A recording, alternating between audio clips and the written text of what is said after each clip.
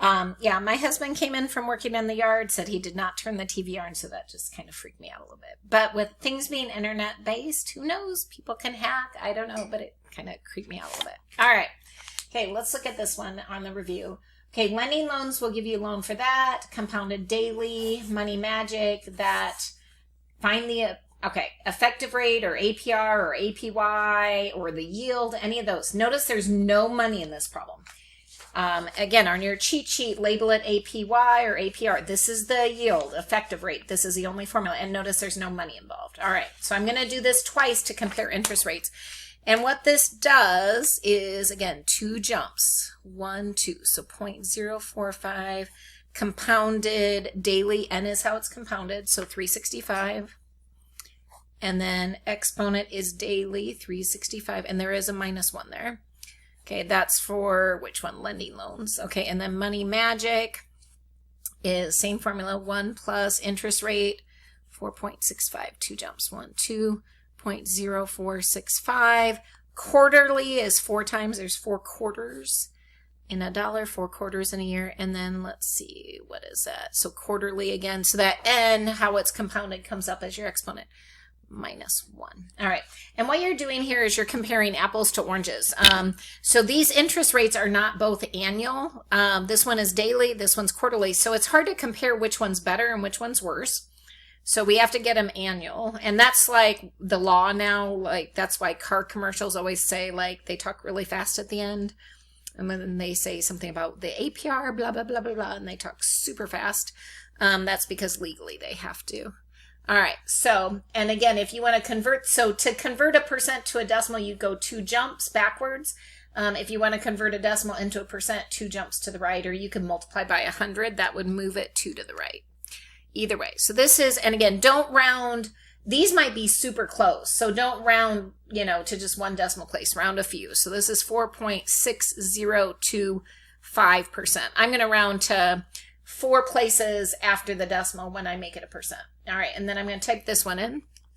Parenthesis 1 plus 0.0465 divided by 4, end of parenthesis, raised to the 4th, -1.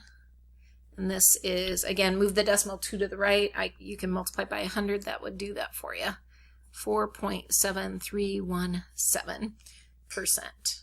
All right, and so if you look at these, it depends on if we're borrowing or saving. What are we doing? Find the APR. So this is annual percentage rate. So it's comparing apples to apples. Now they're both compounded annually, once a year. So we can compare them. Each loan. Who do you want to borrow? Okay, when you borrow money, you want the lowest interest rate possible. So we want to use this one because we want the lowest rate. If you're saving money, are you guys okay? Money magic would be better because when you save money, you want the highest interest rate. But when you borrow, you want low. So that would be the one I want. All right, let's look at the next one. Just won $5,000. Sounds like a lump sum, right? I don't hear payments. I just won a chunk of money in an online contest. So right away, I know I'm not doing payments. I know I'm over here because it's a chunk of money. All right, and I'm going to invest it compounded. All right, so again, it's not continuous, it's not, APR, APY, it's not simple interest. It's one of these. Okay, now, do we want the value of the money in the future with interest? Or do we have a goal 10 years down the line and I want to know what lump sum I need to invest today? Well, I'm guessing I'm going to invest that money now, see what it grows to in the future. That's the top formula. All right, so let's look at that. I'm going to invest it for 20 years. Yep, so it's that top formula. All right, so I have $5,000, a lump sum.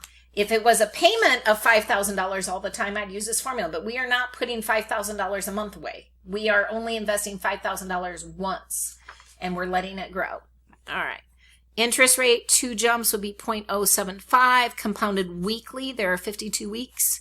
And again, I like to do this separately. So 52 weeks times how many years? 20. All right, so that would be, what is that, 104 with a 0? Okay, so 52, and again, if you can't do that mentally, that is totally okay. Just take 52 times 2, or 20, and you'll get that. All right, so that's my exponent. And again, you can type this on Desmos or just a calculator, 5,000 parenthesis 1 plus 0.075, divide by 52, end of parenthesis, exponent, and what is it? 1040. All right, so I have it typed in, hit enter. So I get 22384, and again, watch what MyMathLab wants you to do. This is to the nearest penny, is what the norm is, unless they tell you otherwise. All right, so how much money will you have? Well, that $5,000 is going to grow into that. Now, if they ask you how much of it is interest, again, remember you have to subtract your contributions. And the fact is you only have one contribution. You're not making payments.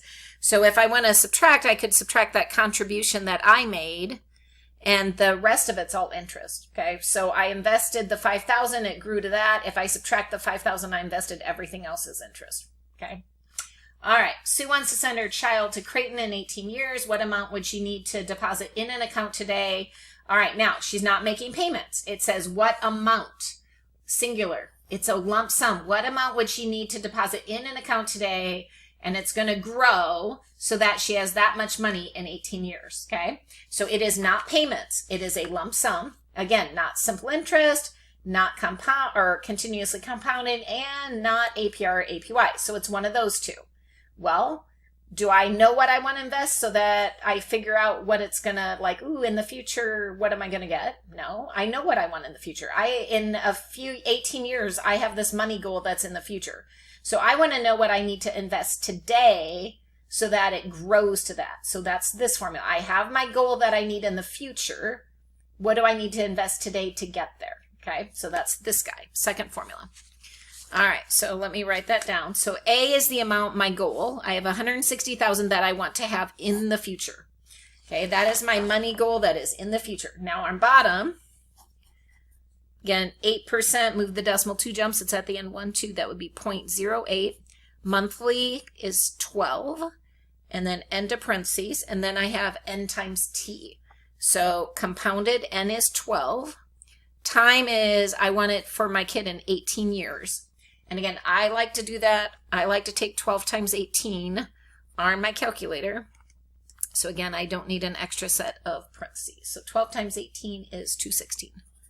That's my exponent. And it's positive. There's no negative in there. So I'm using this formula. Okay.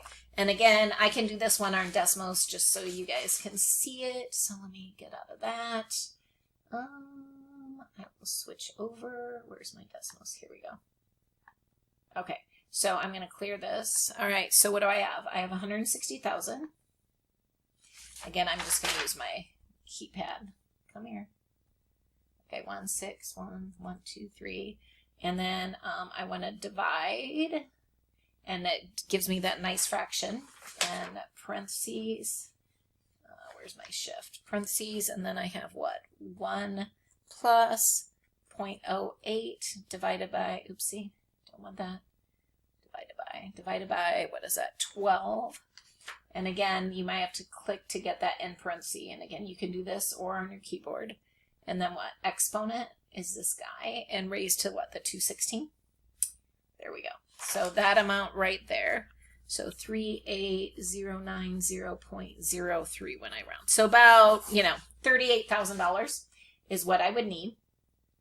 Okay, let me go back to here. Here we go.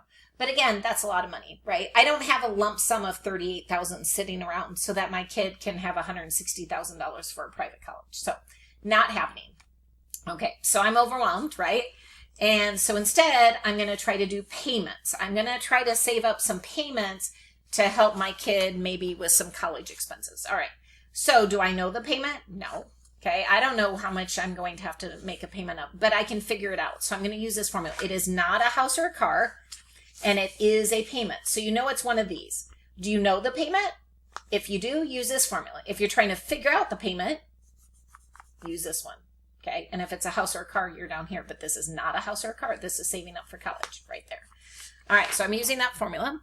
How much money do I think I want to help? 160,000.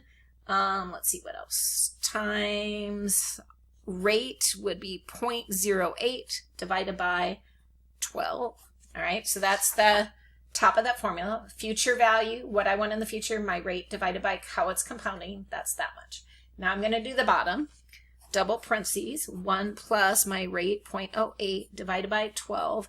N times T, again, is the same as it was up here, 216. We're not changing that, minus 1.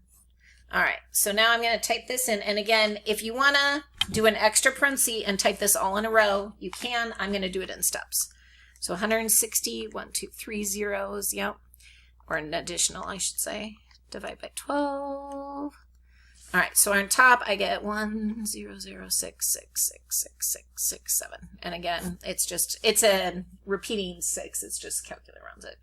All right, on bottom, so my denominator, double parentheses, 1 plus 0.08 divided by 12, end of parentheses, raised to the 216, minus 1, end of parentheses. All right, again, I just type it in exactly as I wrote it, and I am not going to round that.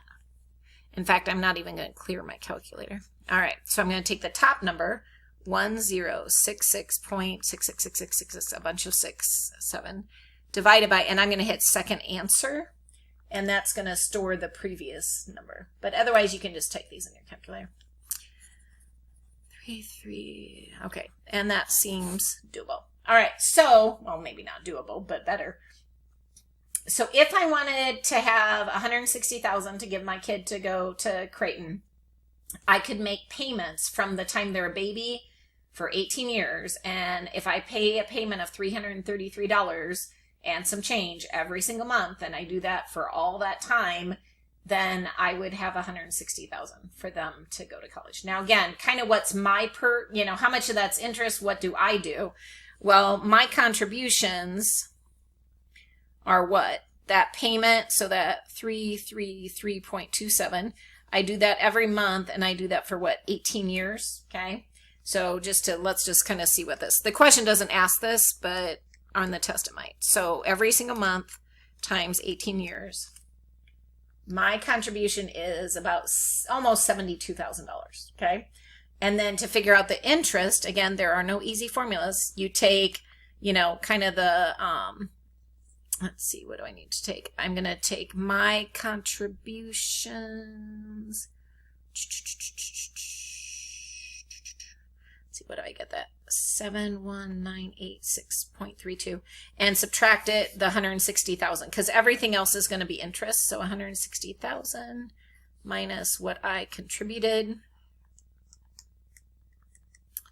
And what's left? 88,013.68. So, interest is more than half of it, which is great.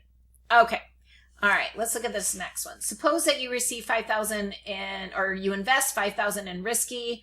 Let's see, it's decreased by 70% of the original value. At the end of the second year, it increased by 80% of the value. Your investment consultant tells you that there must have been a 10% overall increase. Okay, so let's try to think about what's true here. All right, so let's do $5,000. Let's see, it has decreased in 70%. Now, you could multiply by 70% and subtract, or if you lose 70%, are you okay? You're only keeping 30% of the value, so I'm going to just multiply by 0.30, okay? And so if you take 5,000 times 0.30, you get that now basically it's only worth 150. So this is the value now, 1,500, sorry. At the end of the second year, it increased by 80%. Okay, so if it increased by 80%, that means you kept the old 100%, which is this value, and you increased it, another 80%. So really, it's a 180% increase. So that's good, because you keep the old and gain. So if you multiply that by 1.8, and again, you could multiply by 80% and add, that works. 270 is your new value. Your investment consultant tells you that there must have been a 10% overall increase. Not true. Is this accurate? If not, what is your actual percent gain or loss? Okay, so is not correct, not correct. Okay, so we know it's not correct. All right. So then basically what did you really lose? Okay, so remember percent increase or decrease, you take the difference. So 5,000 minus that is what? 23,000 or 2,300, sorry, divided by the start, which is 5,000. So that is a 46% loss. So it looks like A is the correct answer on that one. All right. Keep studying hard.